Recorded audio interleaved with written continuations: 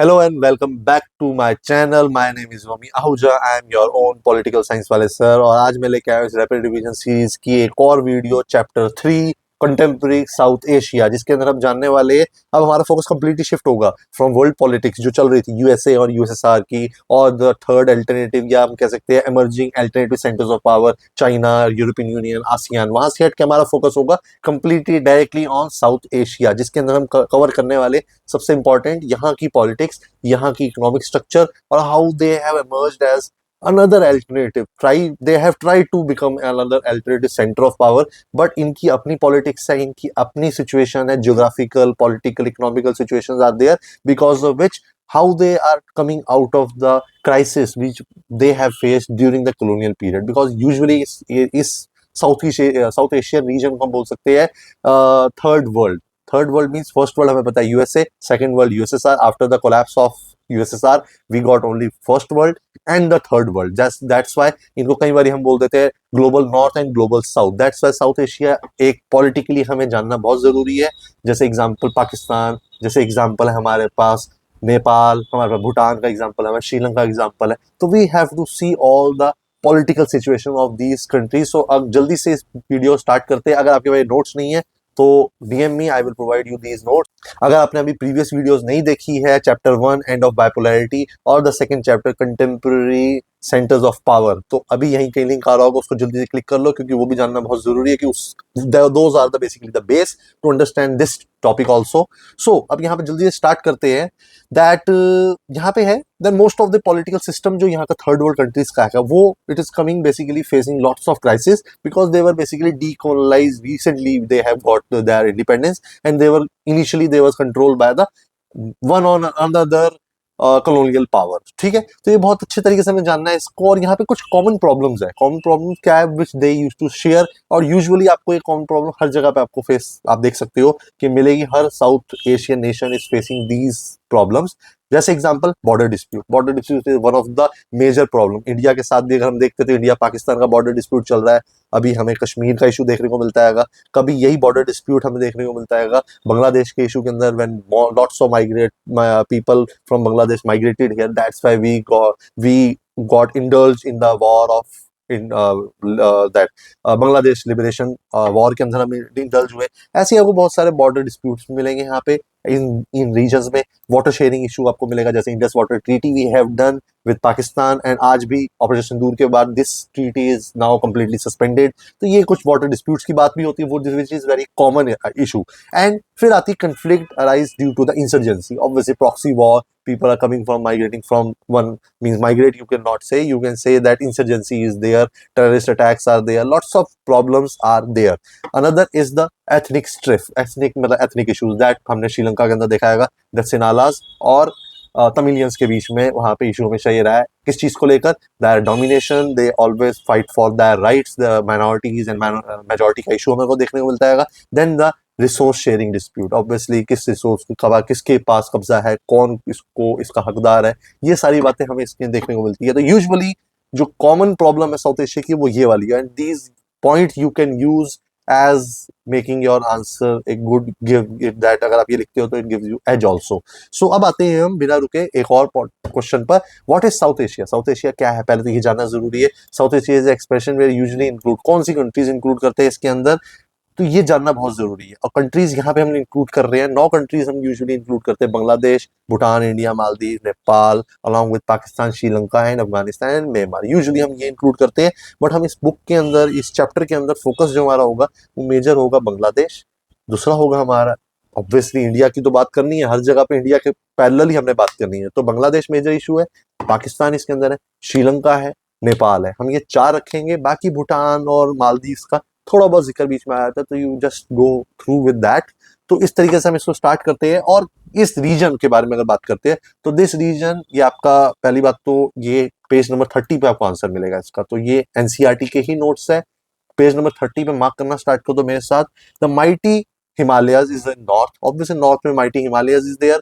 और नौ उसके बाद वेस्ट की बात अगर सॉरी हम लोग साउथ की बात करते हैं तो you have Indian Ocean along with Arabian Sea in the western side and Bay of Bengal at the eastern side. So it gives a kind of a natural insulation. All in my words, you can say that it is a kind of a strategic location of India or this subcontinent of India, that it gives them a kind of a almost edge over the other nations, that they have automatically इनके barriers बहुत सारे हैं, largely responsive for, obviously ये जब चीजें सारी मिलती है तो it's also largely responsive for the linguistic, cultural and social diversity. That's why India is a kind of A diversified country along with the sub Indian सब कॉन्टिनेंट. जितने भी अगर आपको नेशंस देखने को मिले, चाहे वो श्रीलंका हो, भूटान हो, नेपाल हो, अफगानिस्तान हो, पाकिस्तान हो, मालदीव्स हो या श्रीलंका हो, तो डाइवर्सिफाइड एरिया है ये पूरा. Many people belong to different ethnicity, having different culture. India की बात करें तो different caste are there, regions are different, lots of things are diversified, and that's why it is also known as the melting pot of different cultures. तो अब बिना रुके एक और इसका पॉइंट करते हैं. चाइना इज ऑल्सो इंपॉर्टेंट, ये चीज याद रखना. China is also part of South Asia, but we don't consider it. South Asia से हम इसको अलग ही रखते हैं. तो आपके पास भी अगर कभी क्वेश्चन ऐसा आता है तो remember that in your book it is clearly mention that they are not the part of Indian, part of South Asia. South Asian stand for the diversity. Obviously South Asia means ही diversity. अगर हम किसी और चीज की बात करते हैं डजंट मीन दैट वो कुछ और हो सकता है, but south Asia diversity. That's why पूरा चैप्टर के अंदर आपको यही देखने को मिलेगा, हर कोई अपने लिए फाइट कर रहा है. जैसे एग्जांपल मिलता है आपको श्रीलंका में Sinhalas and Tamils are fighting similarly on these basis. Next है हमारे पास the various countries in South Asia do not have the same kind of political system. Political system will not, you will not find the same, although always every nation try to claim that they are democratic nation, but you will not find any country where democracy is operating in that way that it is expected. For example, Pakistan always claim that they are democratic. Still you will not find that Pakistan is democratic, because always we have seen that in the past that usually in Pakistan military rule is there. ठीक है, तो political crisis is the part and parcel of South Asia. ठीक है, next है हमारे पास, अगर ये एक पॉइंट मैंने खुद ऐड करा है, 2020 तक जो साउथ एशिया के अंदर हम रिलीजियस डाइवर्सिटी देखते हैं, तो we have the world largest population of Hindus, we have the Muslims, Sikh, Jain, Zoroastrian means Iranian religion, lots of religious diversity is there, whether it's Buddhist also, all types of Sikhism, all types of religious people you will find here. ठीक है, तो अब आते हैं page number पे, नहीं करते हम सीधा क्वेश्चन पे उतरते हैं, क्योंकि these are the notes, elaborated notes है, but this is a rapid revision video. So इसके अंदर I will not go with these notes, these points, because these are the points which I have covered in my previous classes also, in my school, in my coaching centre. So हम उसकी बात नहीं करते हैं, हम सीधा question पे उतरते हैं. अगला क्वेश्चन आता है, पेज नंबर आपको मिल जाएगा, इसका पेज नंबर देखना, पेज नंबर मेरा 30 या 31 है इसका. ठीक है, despite the mixed record of democratic experience, despite हमारा जो democratic experience रहा है, the people of all these countries of South Asia share the aspiration for democracy. Everybody wants democracy because democracy is one of the best form of government nowadays. It's considered that, and every nation wants to claim. तो क्या ये एक mixed record जो है उसके बारे में हमें डिस्कस करना आएगा, या कभी कभी क्वेश्चन आ जाता है democracy is becoming the first choice of the people of South Asia. Justify करना है आपको, तो obviously you have to give little bit of experience which all the nations have faced and what sort of political system they have. तो start करते हैं. पहला point आ रहा है हमारा, despite the mixed record of the democratic experience, the people in all these countries share aspiration for the democracy. Always, definitely, everybody wants that their nation should be democratic. Next point, the people in the 5 big countries, obviously 5 big जो major यहाँ पे countries है, they always show their interest in widespread support for the democracy and representative democracy, where they can have the right to vote, they can choose their representative, and that representative work on their behalf. And every 5 years or 4 years, whatsoever the timelines is there, they can change also through another elections. ठीक है, और ये चीज हमने बहुत अच्छे से पढ़ी भी है, किसके 9th क्लास के चैप्टर में, पॉलिटिकल साइंस के चैप्टर में हमने बहुत अच्छे से 9th क्लास में पढ़ी है, that every nation wants to call as a democratic nation. ठीक है, but although they are not democratic, for example in Pakistan, for example in Saudi Arabia, women got their voting right in 2015, और in Zimbabwe हमने Robert Mugabe का example देखा था, that they always use dirty tricks. Mexico के अंदर हमने देखा, China में only single party domination is there. तो every nation wants to claim that they are democratic, but although in real sense they are not democratic. So यहाँ भी वही बात आ रही है कि every nation wants to claim that thing. They prefer means that other Nations, those who are the part of this South Asia, always prefer democracy over other forms or other forms of government. That means monarchy is there, other form of government, dictatorship is there, military rule is there.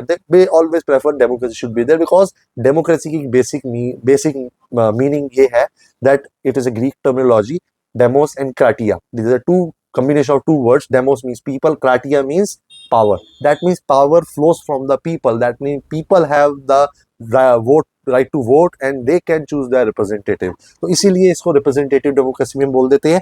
And it was earlier believed, usually in South Asia, it was a kind of a you can say kind of a understanding of the Western world, that democracy can only happen in a kind of a nation which is developed, which is basically having literate people, those who are very much advanced. वहीं पर ही समझा जाता था, और थोड़ी छोटी जगहों पे, मीन्स छोटी in the sense of population should be very less, where we can have the democracy. It was a kind of a myth, or you can say it was a speculation, but at the end, if India का example देते जो आपने देखा था हमारी part B की book India since independence, chapter 2 era of one party domination, उसके अंदर हमने बहुत अच्छे से देखा था दैट जितनी भी नेशन थे, when we were trying to establish democracy through the election method, everybody tried to prove India wrong, that India could not be able to establish democracy, and Nehru will regret for establishing democracy, or try to establish democracy in India, because India was at that time 80% people were basically illiterate and living below the poverty line, and there is a lots of huge population at that time, and nobody has done the experiment of such a way where we establish democracy in such a huge population. So ये वाला example को we have proved the critic wrongs when we have conducted our first general election in 1952. तो इसी तरीके से many myths were busted by India also and by other nations also. Sri Lanka उसमें से example आता है. तो इस तरीके से you can write the answer of this question, that what was the democratic experience of the South Asian nation. और यहाँ पे आप लोग add on कर सकते हो, बुक के अंदर add on नहीं है, but you can add on Pakistan का example, that they have the mixed experience where there is a democracy at the same time, and the other side there were basically a military rule. तो इस तरीके से you can go for that. Then हम question start करते हैं अपने कुछ, जैसे है पेज नंबर 32 पे आ जाओ, military and democracy in Pakistan. अब हमें थोड़ा सा एग्जांपल लेके आने हैं, यहाँ पर केस स्टडीज देखनी है हमने, एंड हिस्टोरिकल एवोल्यूशन देखना है हमें, किस तरीके से पाकिस्तान के अंदर we have seen about the democracy and what was the political and economical and social experience of these countries. तो एक एक एग्जांपल उठाने वाले हैं हम लोग यहाँ पे. तो पाकिस्तान का है, वैसे तो मेरे डिटेल नोट्स आपको मिल सकते हैं, ये वाले डीएम कर दो मिल जाएंगे. इसके अंदर बहुत अच्छे से कुछ एडिशनल नॉलेज भी लिखी हुई है, जिसका मतलब ये नहीं है कि सिर्फ एनसीईआरटी है. इसके अंदर these are the mix note where I have collected the important information regarding the topic from different books, different sources and from my own experience. ठीक है, तो अब क्वेश्चन आ रहा है हमारे पास पेज नंबर 32 पर. Show with the help of any two examples the interference of the military in the administration of Pakistan. अब यहाँ पे हमने सिंपली बात करनी है when there is always a military take over, when there was a military coup have taken place. तो इस तरीके के कुछ पॉइंट्स आप मार्क कर सकते हो पेज नंबर 32 पे. पहला आ रहा है general Ayub Khan took over the administration of the country through first coup. First coup कब हुई थी? यहाँ पे कूप का मतलब तख्ता पलट होता है, एंड 1958 के अंदर हुई थी. And soon as got himself elected by overthrowing president Iskandar Mirza. At that time Iskandar Mirza was there, and in the 1958 General Ayub Khan has done coup. Next point, he had to give up his office. Obviously हम थोड़ा fast forward में चल रहे हैं यहाँ पे, fast forward में चलेंगे. क्यों? Reason is that we have to cover lots of big history, और उसके अंदर हमें इतना ध्यान नहीं देना कि क्या क्या क्या क्या हुआ. हमें सिंपली याद करना है कब कब coup हुई थी और किस तरीके से हमारा डेमोक्रेटिक एक्सपीरियंस लोगों का रहा है. ठीक है, he had to give up his office when there was a popular dissatisfaction against his rule. Obviously people were not liking the military ruler or hegemon who has overturned the existing government and came there. This gave the another way for a military takeover. एक और military takeover मिलता है हमें देखने को once again under the general Yahya Khan. Yahya Khan कब मिलता है हमें टेक ओवर? 1969 में मिलता है आपको. और यही जनरल याया खान थे जब हमारे बांग्लादेश वॉर हुई थी, और जनरल याया खान पे तो एक बहुत अच्छा एक स्टोरी भी है because he was the good friend of Sam Manekshaw, who was the field marshal of Indian army के। एंड इसमें बहुत अच्छी स्टोरी है, but definitely we will not go for that, कभी और सही कभी बात करेंगे आपसे उसमें डिटेल में। फोर्थ पॉइंट आता है, after this an elected government under the leadership of Zulfikar Ali Bhutto came in power from 1971 to 1977। He founded the Pakistan Peoples Party. तो यहाँ पे कभी क्वेश्चन आ जाता है who founded the Pakistan Peoples Party, तो it was Zulfikar Ali Bhutto. He got elected as a prime minister वहां पे, ठीक है। And the Bhutto government was remove again we have seen the coup. तो आप ये एग्जांपल डाल सकते हो कब कब हमें कूप देखने को मिली है। General Zia ul Haq has done the military coup in 77 and hanged him, Zulfikar Ali Bhutto को इसने हैंग कर दिया था। उसके बाद हमें एक और general Zia also face the pro democratic movement in 1982 where Benazir Bhutto किसकी, she was the daughter of that Zulfikar Ali Bhutto, ठीक है। वहां पे हमें फिर डेमोक्रेटिक दिख रहा है ना आप लोग, पहले नॉर्मल गवर्नमेंट चल रही है, फिर वहां पे कूप देखने को मिलती है, फिर again there is democratic elected government, again we have seen the coup. फिर एक और एग्जांपल आ रहा है हमारे पास, this phase of elected democracy lasted till 1990, जब हमें कौन मिलता है, परवेज मुशर्रफ की सरकार मिलती है। बट लेटर ऑन हमें क्या देखने को मिलता है, Pervez Musharraf he himself was the army chief and he has removed prime minister Nawaz Sharif को इस दोबारा इलेक्टेड गवर्नमेंट थी जिसको इन्होंने कूप के थ्रू तख्ता पलट करके अपना एस्टेब्लिश कर लिया। और जनरल परवेज मुशर्रफ के बारे में तो आपने 9th में ही बहुत अच्छे से पढ़ा हुआ है, ठीक है। तो इस तरीके से यू कैन राइट, ये 2 मार्कर में यूजुअली आ जाता है, या 4 मार्कर्स में तो रियली चांस कम है इसका, बट 2 मार्कर्स में जरूर आता है ये। तो थोड़े मिलिट्री कूप्स के बारे में आपको पता होना चाहिए। नेक्स्ट आ जाओ, that why the democracy is not being able to establish within Pakistan के अंदर क्यों नहीं establish हुए, like India, why could democracy not take roots in Pakistan despite the fact that both countries have the common past? Obviously we both share the common past, ये आपको page number 33 पे मिल जाएगा। क्या एक क्वेश्चन आता है, why could democracy not succeed in Pakistan? Analyze any 4 reasons. You have to give the 4 reasons, or I always say that at least write 6 points whenever there is a question of 4 marks, ठीक है। तो पहला point आ रहा है हमारे पास, the social domination of the military is always dominating there in Pakistan.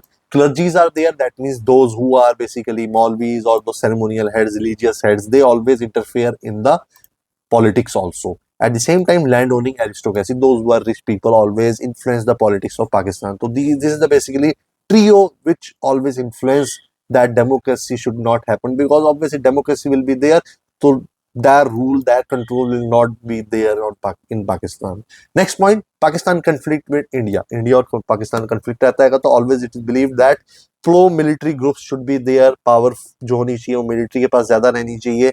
Democratic elected government may have that soft corner towards India, that's why usually हमारे को ये देखने को मिलता है। Next point, these groups have often said that political parties and democracy in Pakistan flawed, वो समझते ही नहीं है, that they believe that जो ये गवर्नमेंट इलेक्टेड होती है they are basically incapable, incompetent in controlling the people, and specially Pakistan security would be harmed and by the selfish minded people, those who are working for the people, those who want to establish good relation, cordial relation with their neighbours. But these some of the hard party hardliners, you can say, means those who are very hardcore, they are conservative people, they don't want that democracy should establish, because they always justify that army should stay in power here in Pakistan. Reason आपको पता ही है, India के साथ जो हमारे conflicted relations हैं, lack of genuine interest support जो है बाहर से इंटरनेशनल लेवल पर, मींस इंटरनेशनली भी people don't want, means other nations especially USA or China, they don't want that they have a, means in Pakistan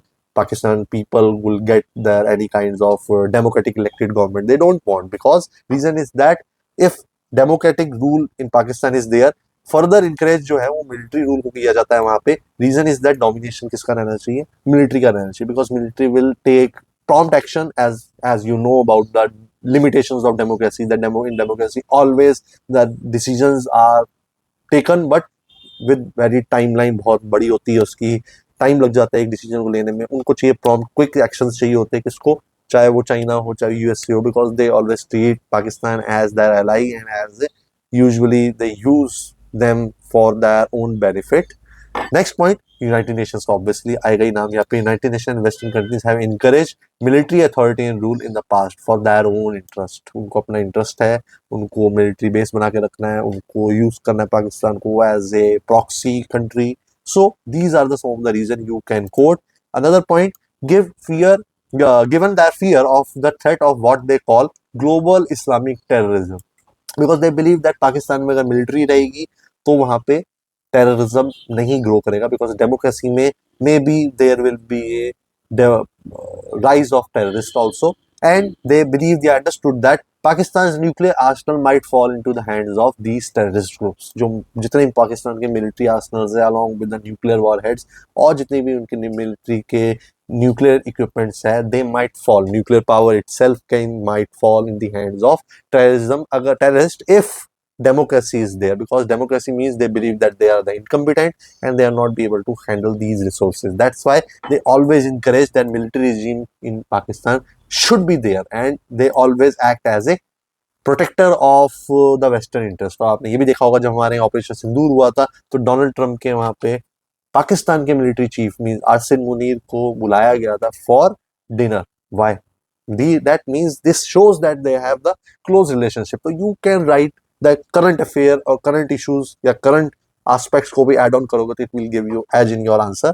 Next point, while democracy has not been fully successful in Pakistan, there has been a pro-democratic sentiments also. Pro-democratic sentiments है और Pakistan has a courage and relatively free press and a strong human rights movement also. तो ये कुछ positive point है that they try to establish democracy, और इसलिए हमारे को एग्जांपल बीच में कभी कभी जुल्फिकार अली भुट्टो, बेनजीर भुट्टो का इन टाइप के एग्जांपल मिल जाते हैं, चाहे हमारे नवाज शरीफ के एग्जांपल हो, that they try to establish democracy there, but above reasons are there because of which democracy could not be able to establish there। ठीक है, ये हमारा क्वेश्चन हो जाता है। नेक्स्ट अब हम आते हैं बांग्लादेश, क्योंकि we are now in this in these pages we are discussing about only about the crisis, political crisis issues what they are facing। इसके बाद आएगा इंडिया और पाकिस्तान के साथ, इंडिया बांग्लादेश का, इंडिया श्रीलंका के साथ। अभी हम इंडिविजुअल स्टेट्स की इंडिविजुअल कंट्रीज की बात कर रहे हैं।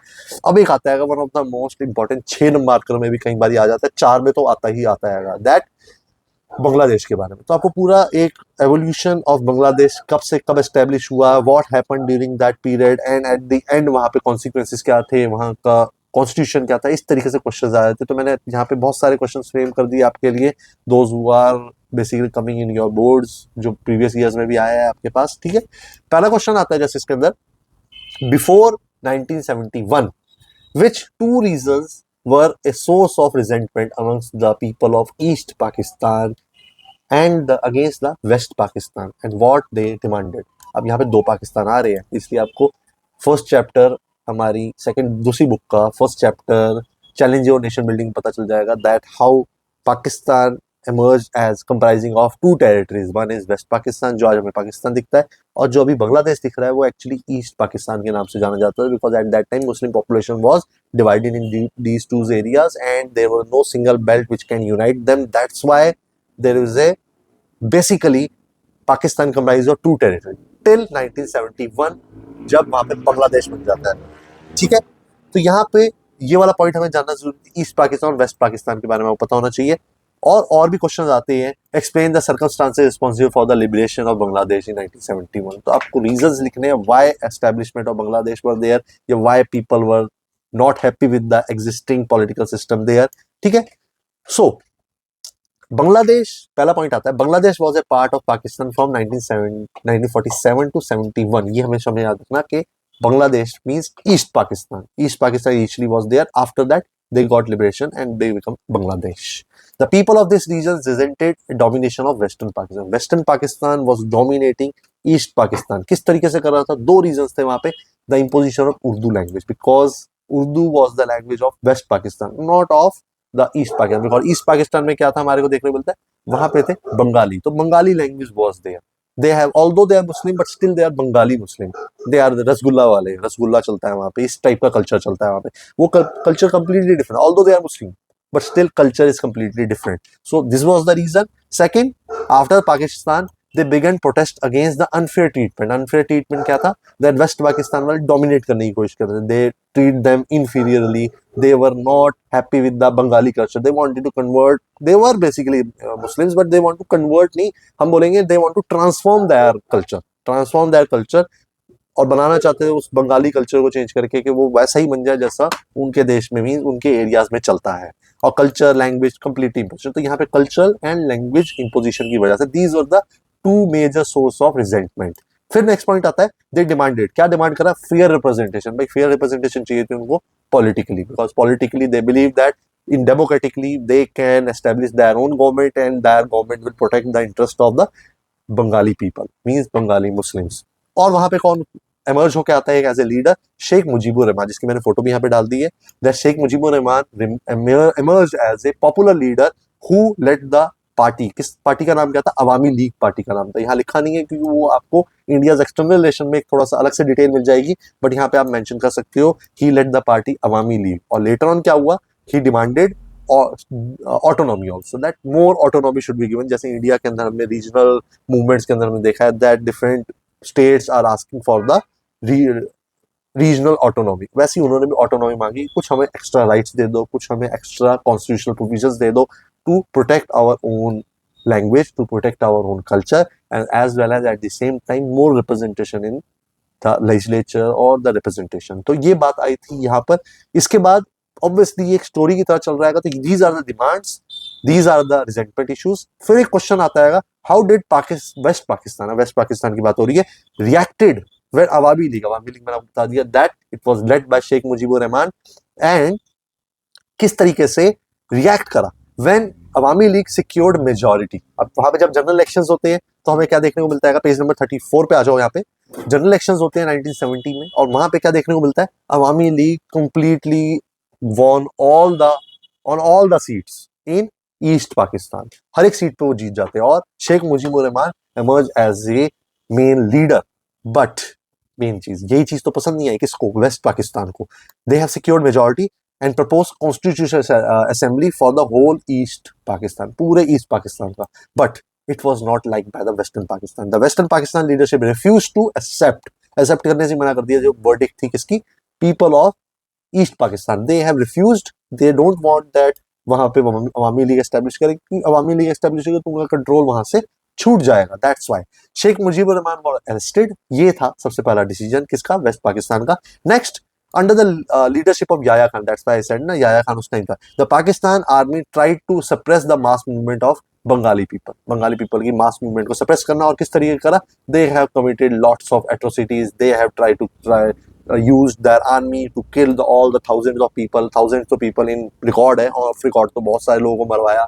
and they have massacred all the people of East Pakistan. This was the resentment issue. और अब जब वहाँ पे आप इतनी एट्रोसिटीज कमिट कर रहे हो तो डेफिनेटली बांग्लादेश के साथ, मीन्स आज जो प्रेजेंट बांग्लादेश है और east Pakistan, we share the largest border. आपको पता होना चाहिए, 9th क्लास में बहुत अच्छे से पढ़ा था इन दैट ज्योग्राफी वाले चैप्टर के अंदर, India size and location, where we share largest border with Bangladesh और आज तब का east Pakistan.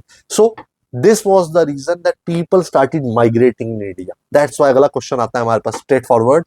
What forced India to intervene in East Pakistan crisis? Although we don't interfere in the neighboring crisis, जो internal crisis है किसी country का, but still why we were forced? Reason is that we have to remain neutral. Usually हमें neutral रहना चाहिए, but यहाँ पे this issue of migration forced us to jump into the war.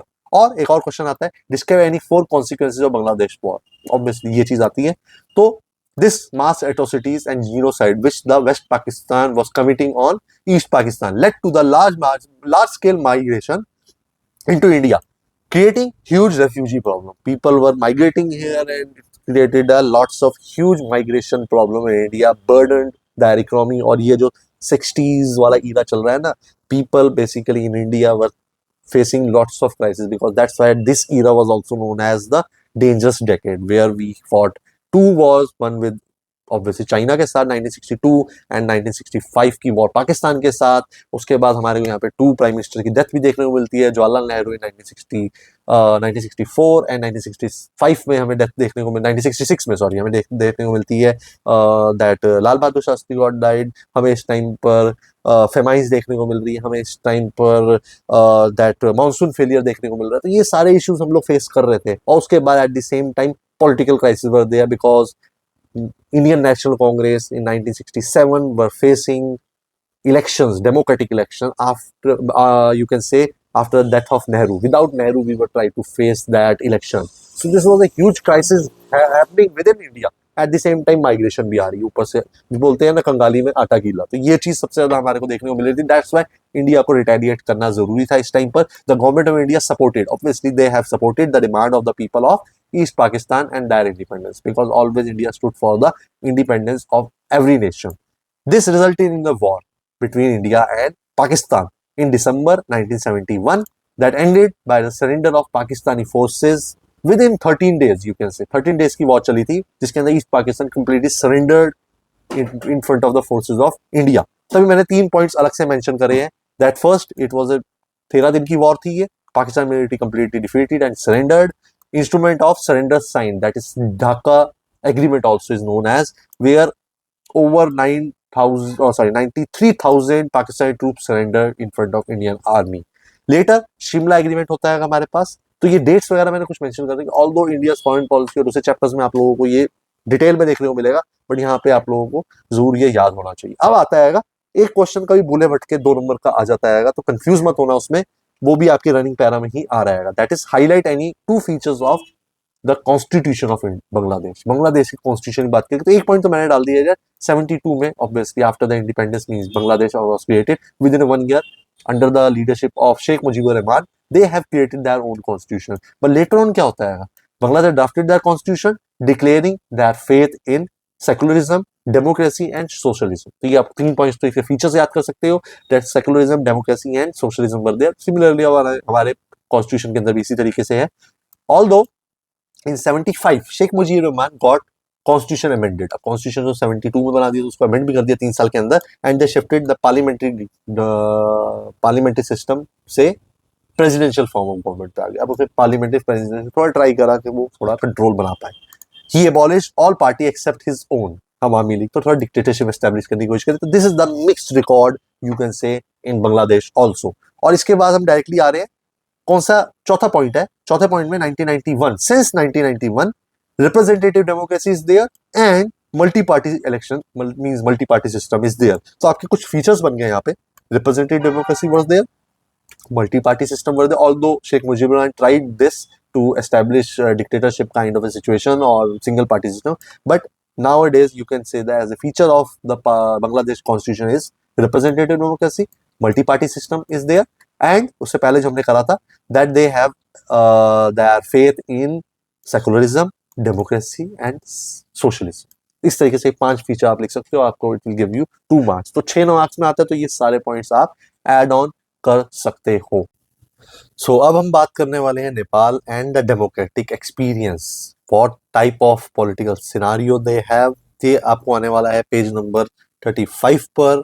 थोड़े बहुत पॉइंट्स है, क्वेश्चन हम थोड़ा आगे बनाने वाले। थोड़े पॉइंट्स है दैट बेसिकली आपको जानना जरूरी है दैट नेपाल था क्या पहले। Nepal was basically Hindu kingdom in the past and then the constitutional monarchy. हमें अच्छे से याद रखना है। ऑटोक्रेसी मैंने तभी यहाँ लिखा है that basically the rulers are there, those who try to control the whole political structure there. Throughout this period, political parties and the common people of Nepal have wanted a more open and responsive system of governance. They always asked for the democracy to be established. They didn't ask or didn't like the governance done by the monarchs and the monarchy. They never wished to have, and they demanded. There are 3 demands. कभी कभी question आ जाता है, what are the 3 demands in Nepal of by the people? पहला है establishment of representative democracy, that there should be one representative like any other nation that they want. Democracy should be established there.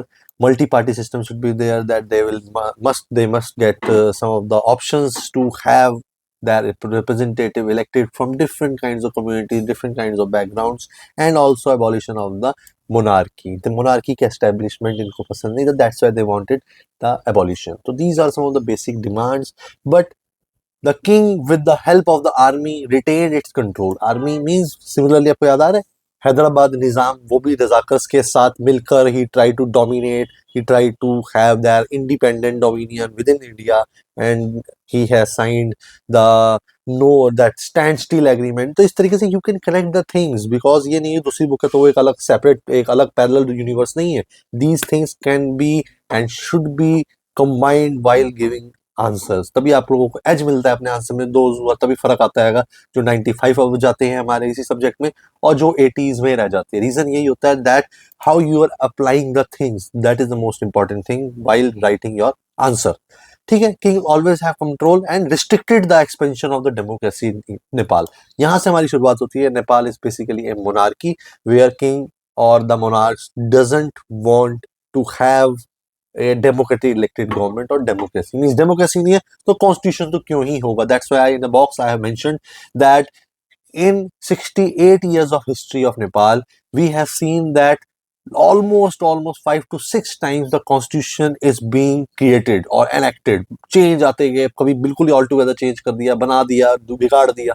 ये हमें बहुत चीजें देखने को मिली है. ठीक है. तो ये चीज आपको याद रखनी है. और वहां पे सबसे ज्यादा मॉइस्ट इन नेपाल, मॉइस्ट जो ग्रुप्स होते हैं, those who are basically against the system, they go in a violent manner and they try to overcome the existing political system. They want to completely crumble or to shift they need always. So ये भी हमें चीज याद रखनी. Moist का वहाँ पे बहुत ज्यादा वो था, दबदबा था. And arm insurgency against monarch were always use to take place because they doesn't want monarch to be there and monarchy should be abolish. ये हमेशा उनकी चीजें रही और it always went into a violent manner. ठीक है. That's why इधर इधर लिखा भी हुआ है that it's a triangular competition between monarchs, Democrats, those who wanted democracy, and the Maoist, the Communist Party of Nepal. ये same communism तो you will always find everywhere. In 2002, the king abolished the parliament also and dismissed some of the governments, ended the very limited democracy. जो छोटी मोटी democracy आई establish हुई, वो भी जाके ultimately क्या हुई, dismiss कर दी गई. सो अब बात करते हैं हम डेमोक्रेसी किस तरीके से स्टैब्लिश हुई है, कहाँ पर, नेपाल में. जो यूजुअली क्वेश्चन 4 नंबर में कभी कभी आ जाता है, ये यूजुअली 2 नंबर, 6 नंबर में कभी नहीं आने वाला. Don't go for the 6 marker, it will definitely come in your 4 marker और यूजुअली कभी कभी आता भी नहीं है. ठीक है. State the democratic transition in Nepal, page number 35 से लेकर 36 में आपको मिल जाएगा ये. Explain the process of transition from monarchy to democracy. तो मोनार्की कुछ पॉइंट्स ऊपर देख लिए हमने. How monarch always use their military to कर्ब the democratic evolution in the country, और किस तरीके से मॉइस्ट भी were there to basically they were against monarchy. They want that some transition of the government should take place. Similarly, यहाँ पे पहला question आ रहा है, मेरा पहला पॉइंट आ रहा है यहाँ पे. Nepal transition to democracy is almost complete. Almost हमेशा कंप्लीट देखने को मिलता है. Nepal has undergone a unique movement in its history because it formed a constitutional assembly to draft the constitution for Nepal. Constitutional assembly वहाँ established, similar on the terms of India जिस तरीके से हुई थी. उसके बाद आता है some sanctions in some sections of Nepal, though that the nominal monarchy was necessary for the Nepal to retain its link with the past. They believe that monarchy should be there as in a ceremonial way, as in a kind of a way that it basically links their history and their past from the present day. So इस तरीके से कुछ लोग थोड़ा soft corner भी रखते थे towards the monarchy. Then एक और पॉइंट आता है हमारे पास that the Maoist group agreed to suspend the armed struggle. Maoist group क्योंकि वहाँ पर पड़ा चल रहा था ना, ट्राइपोलर कंपटीशन चल रहा था. मॉइस्ट भी उधर थे, दूसरी तरफ democratics, those who are favouring the democracy, and other those who are conservative, those who are focusing on monarchy. Though at the same time Maoist groups, those who are basically guerrilla warfare tactics use करते थे and they are basically anti social animals, anti social elements, they agree to suspend the arm struggle. they wanted the constitution to include the radical programs of the social economic destruction. As you know that usually the communism is always there in the favor of working class, in the favor of the equality. They want classless society. They want the establishment of state-owned industries. The control should be there by the state, and everything should be divided equally amongst all the people. There should be no class-based system. Private property should not be there. These are the radical reforms which they wanted. And similarly, Nepal, maybe they wanted the same pattern they wanted to be established within the new constitution or within the new governance system. That's why they were ready to end their armed struggle within Nepal. All parties in the SPA, means SPA is the kind of a 7-party alliance system where 7 parties were there. So SPA is the short form. Did not agree with this program. वो भी कुछ सारी parties नहीं include होती ना, हमेशा कोई ना कोई तो आपके against आता ही आता है. So similarly, the Maoist and the some other political groups were also deeply suspicious of the Indian government interference. अब Indian government का word यहाँ आ रहा है, interference, or the role in the future of Nepal. Reason is that India usually does not interfere in the politics of their neighbors, but especially जब बात आती है नेपाल की, तो India always wish not to interfere but always monitor the situation. Reason is that it is the only buffer state left after the annexation of Tibet, because पहले China और India के बीच में बफर स्टेट है, हमें तिब्बत मिलती थी. But अब यहाँ पे क्या हो रहेगा, नेपाल एक और रहेगा, क्योंकि तिब्बत पे तो यूजुअली ऑलमोस्ट कंट्रोल किसका आएगा, आज भी चाइना कंट्रोल आ चुका है. That's why it is a strategically most important place, Nepal. That's why India always comes for the help of Nepal, comes for the development of the region, comes for the basically the growth of this region, and wants the stability within this region. Reason is that it is a kind of a buffer state, and they don't want that Nepal is being used by China against India. That's why they always come up and they always look after the stability within this nation, within this region.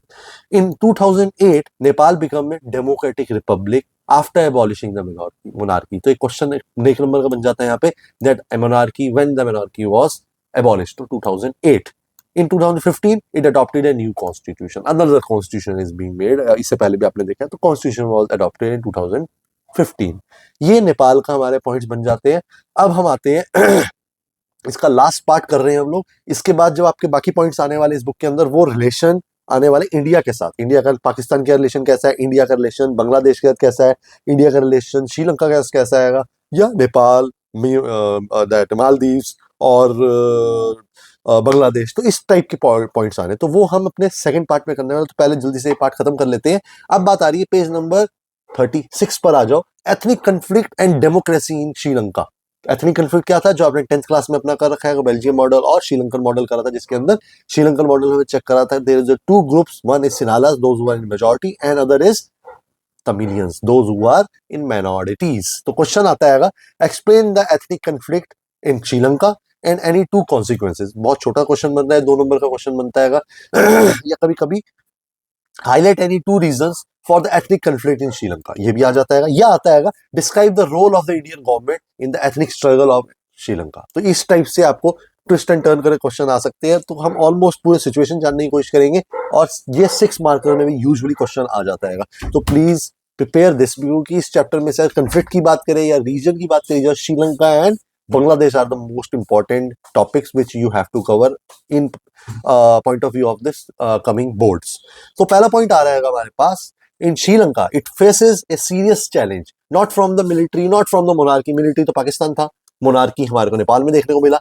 But here it is a conflict based on ethnic conflict, ethnicity, leading to the demand for secessionist by one region. एक region, एक community मांग रही थी अलग से separate state. और आपको 10th में बहुत अच्छे से पता है ये चीज. कौन से थे ये, सिन्हालास एंड द तमिलियंस. और एक और चीज याद रखना, 1 नंबर का क्वेश्चन कभी कभी बन जाता है, बहुत फनी सा क्वेश्चन है बट यूजुअली आता है, सैलॉन किसको बोला जाता है, what is the another name of Sri Lanka. तो Ceylon is another name of Sri Lanka. ठीक है, was dominated by the representative the interest of the majority, Sinhalas were the majority and were hostile to the large number of Tamilians, those who have migrated since the time immemorial, the बहुत past में migrate करके आए, कहाँ से? India से ही usually, और तमिलनाडु और south से ही सारे माइग्रेट करके वहां गए हैं। Basically they belong to India, you can say.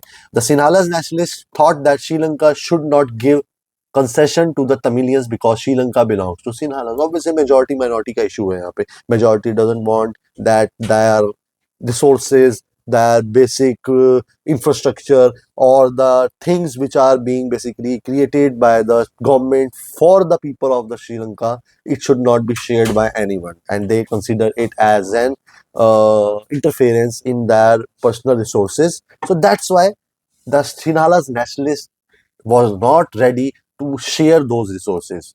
The neglect of Tamilian concerns, the Tamilians का जो एक issue था, their concerns, their rights, their basic needs were basically neglected by the majority of Sinhalas, and this led to the militancy or the rise of militant groups, or the, you can say, those who are Tamilian nationalists, those who are ready to go for the war against the Sinhalas for their basic rights. वो होता है ना, minority और majority का issue आता है, वो यहाँ पर क्लियर कट दिख रहा है हमें।